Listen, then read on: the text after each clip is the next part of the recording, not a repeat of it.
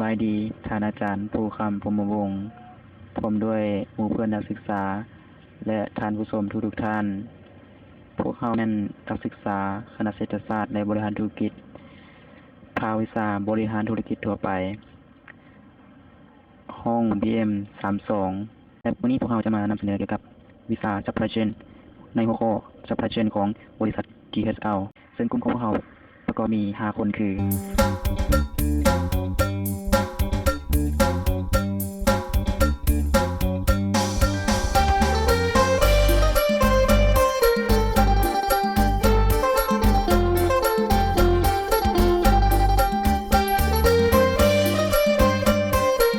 เสนอของพวกเราวันนี้จะประกอบมีอยู่4ภาคส่วนใหญ่คือ1ภาคส่วนที่1แม่นเกี่ยวกับบริษัท DHL ซึ่งประกอบมี4ภาคส่วนน้อยคือ1แม่นภาคส่วนความเป็นมา2แม่นการให้บริการของ DHL 3แม่นภารกิจและวิสัยทัศน์ของ DHL 4ก็คือวัตถุประสงค์ของ DHL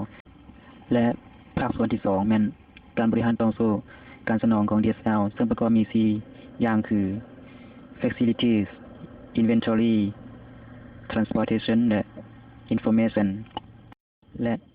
จะมีการวิเคราะห์ SWOT เพื่อจุดดีจุดอ่อนและอุปสรรคและหลังจากนั้นพวกเราก็จะมีการสรุปทบทวนอีกครั้งหนึ่งให้บรรดาท่านได้รับชมรับฟังกันเนาะโอเคเข้ามาเริ่มจากข้อที่1เลยประวัติความเป็นมาของ DHL ซึ่งบริษัท DHL เป็นสร้างตั้งขึ้นในปี1969ซึ่งเริ่มต้นมี3ท่านคือท่านแอนเดรียนดอร์เซ่ท่านลารีฮิลเบรมและท่านโรเบิร์ตลิน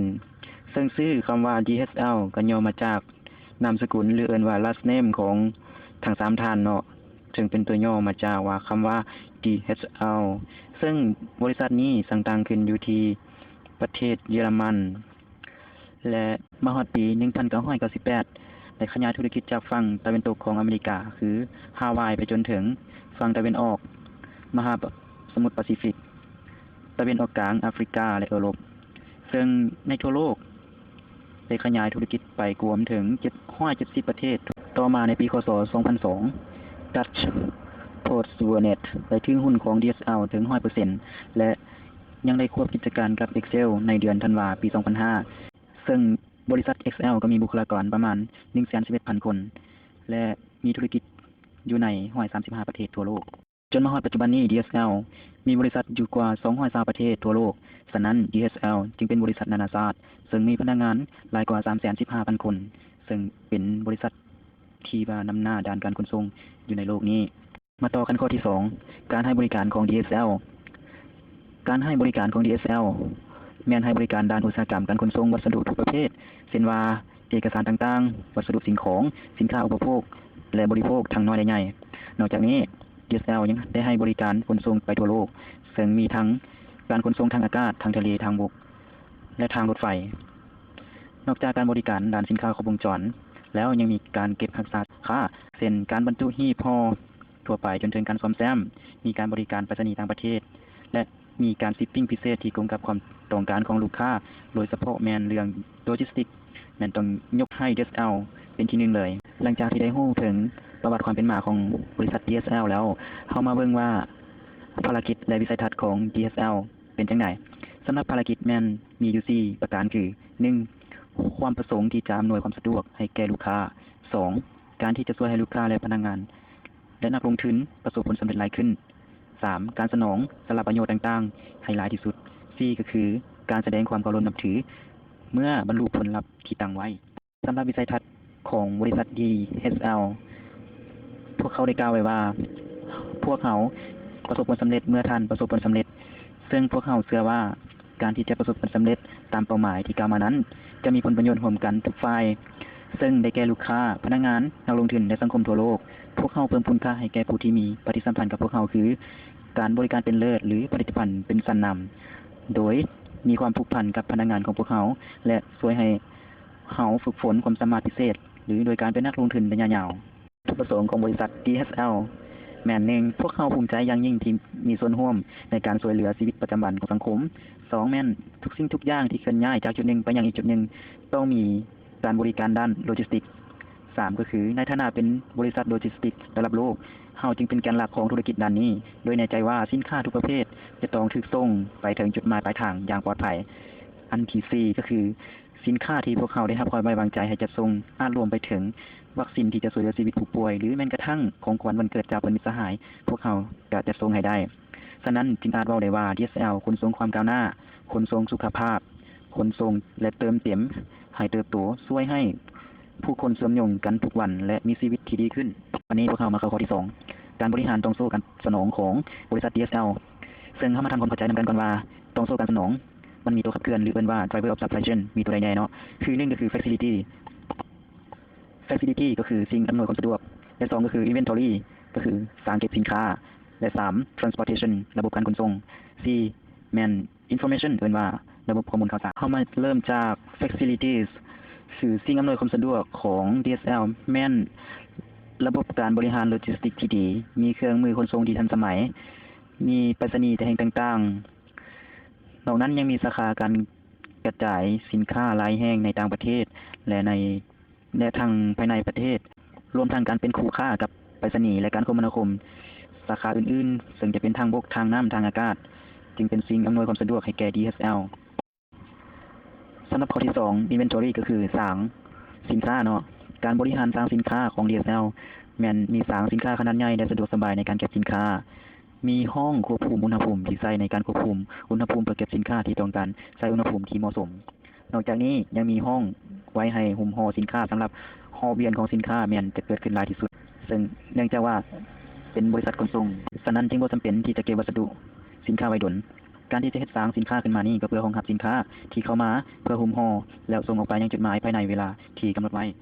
มาเบิ่งข้อที่3เนาะสำหรับการขนส่งจะมีอยู่3ช่องทางคือการขนส่งทางบกการขนส่งทางอากาศและการขนส่งทางน้ำสำหรับการขนส่งทางบกแม่นส่วนใหญ่จะขนส่งภายในประเทศและระยะทางในการขนส่งก็จะใกล้และราคาก็บ่สูงการขนส่งทางอากาศยังเหมาะสมกับสินค้าที่ต้องการส่งอย่างเร่งด่วนและมีราคาสูงซึ่งบริษัท DSL มีเครื่องบินหลายกว่า 17,000 เที่ยวซึ่งสามารถตอบสนองต่อความต้องการของชาวโลกได้สำหรับการขนส่งทางน้ำแม้นมีความสำคัญหลายซึ่งเหมาะแก่การขนส่งที่ใส่จำนวนลงหลายซึ่งบริษัท DSL มีการขนส่งตู้คอนเทนเนอร์ใน 45,000 เส้นทางขนส่งมีท่าเรือประจำอยู่แต่ละประเทศและมีท่าเรือสากลซึ่งรวมไปถึงการใส่เรือฟีดเดอร์ในการขนส่งสินค้าสำหรับข้อที่4ระบบข้อมูลข่าวสารของบริษัท DSL จะมีฐานข้อมูลข่าวสารที่ทันสมัยที่เชื่อมโยงกันในทั่วโลกและ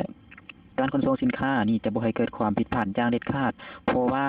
ถ้าเกิดความผิดพลาดเล็กน้อยแต่อาจจะเกิดความเสียหายอย่างใหญ่หลวงมาให้บริษัทฉะนั้นบริษัทจึงรับประกันเรื่องข้อมูลข่าวสารที่ถูกต้องแน่นอนที่สุดสำหรับจุดที่3แม่นการวิเคราะห์ SWOT ซึ่งมาเริ่มจากจุดแข็งเลยจุดแข็งของบริษัท DSL แม่น1มีความพร้อมทางด้านเงินลงทุนและการนำใช้เทคโนโลยีที่ก้าวหน้า2มีบุคลากรที่มีความพร้อมในการเฮ็ดเวียกถึง 285,000 คนมีเครือข่ายในการเฮ็ดธุรกิจและมีการร่วมทุนกับบริษัทต่างๆที่มีชื่อเสียงอยู่ในโลกนอกจากนี้แต่ละหน่วยงานยังได้มีการแบ่งงานกันอย่างละเอียดซึ่งจะเฮ็ดให้การดำเนินงานสะดวกว่องไวยิ่งขึ้นสำหรับจุดอ่อนของบริษัท DSL ก็คือ1การร่วมกิจการกับบริษัทอื่นซึ่งบางครั้งอาจจะเฮ็ดให้เกิดเรื่องความบ่เข้าใจกันระหว่างวัฒนธรรมที่แตกต่างกันและ2ก็คือการติดต่อสื่อสารกันระหว่างประเทศที่มีวัฒนธรรมมีภาษาต่างกันซึ่งอาจจะเฮ็ดให้เกิดความผิดพลาดในการสื่อสารได้สำหรับโอกาส1การพัฒนาและการขยายเศรษฐกิจในโลกนี้ล้วนแต่ต้องการการขนส่งและ2ก็คือเทคนิคหรือเทคโนโลยีที่ก้าวหน้าทันสมัยขึ้นเท่าใดยิ่งเฮ็ดให้ระบบการขนส่งหรือระบบการสนองของบริษัท DSL นี้สะดวกว่องไวยิ่งขึ้นสำหรับอุปสรรคของบริษัท DSL ก็คือการขนส่งแน่นอนแล้วต้องใช้พลังงานและน้ำมันที่หลายเมื่อราคาน้ำมันมีการดิ่งก็จะส่งผลกระทบต่อบริษัทไปนำและอันที่2ก็คือค่าใช้จ่ายในการเสียภาษีในการขนส่งระหว่างประเทศยังอยู่ในระดับสูงแต่ผ่านการนำเสนอของกลุ่มของพวกน้องเองได้นำเสนอผ่านมาสามารถสรุปได้เป็น2จุดเด่นคือในเรื่องของการบริการและด้านการบริหารต้องสู่การสนองของบริษัท DSL ซึ่งด้านการบริการบริษัท DSL จะเป็นบริษัทที่บริการด้านวัสดุด้านการขนส่งวัสดุทุกประเภทซึ่งนับแต่เอกสารวัสดุก่อสร้างหรือวัตถุสิ่งของสินค้าอุปโภคบริโภคทั้งใหญ่และน้อยเพื่อตอบสนองความต้องการของลูกค้าซึ่งจะมีการขนส่งเป็นอันดับต้นของโลกเลยสำหรับด้านที่2เป็นด้านการบริหารการต้องสู่การตอบสนองคือบริษัทดังกล่าวได้มีความเอาใจใส่ด้านความทันสมัยซึ่งเน้นเรื่องตอบสนองตามความต้องการของลูกค้าได้ตามกำหนดเวลาและรับประกันความปลอดภัยของสินค้า เพื่อเฮ็ดให้มีความน่าเชื่อถืออยู่ในระดับโลก ซึ่งเชื่อว่าในตัวหน้านี้บริษัทดังกล่าวจะสามารถขยายและควบคุมไปทุกที่ทุกมุมของโลกใบนี้ และจะเติบโตพัฒนาขึ้นเรื่อยๆสำหรับการนำเสนอของพวกข้าพเจ้ามาฮอดนี้ก็ใกล้สิ้นสุดลงแล้ว ถ้าว่าท่านอาจารย์ หรือว่าหมู่เพื่อนนักศึกษา ตลอดฮอดท่านผู้ชมทั้งหลาย ถ้าว่ามีความคิดเห็นเป็นประการใดอยากตำหนิติชมการนำเสนอของพวกข้าพเจ้าก็ขอเชิญประกอบส่วนได้เนาะคิดว่าการประกอบส่วนประกอบความคิดความเห็นของพวกท่านจะเป็นบทเรียนอันล้ำเลิศให้แก่พวกข้าพเจ้าในการเฮ็ดวิดีโอพรีเซนต์ในครั้งต่อไปก็ขอบใจ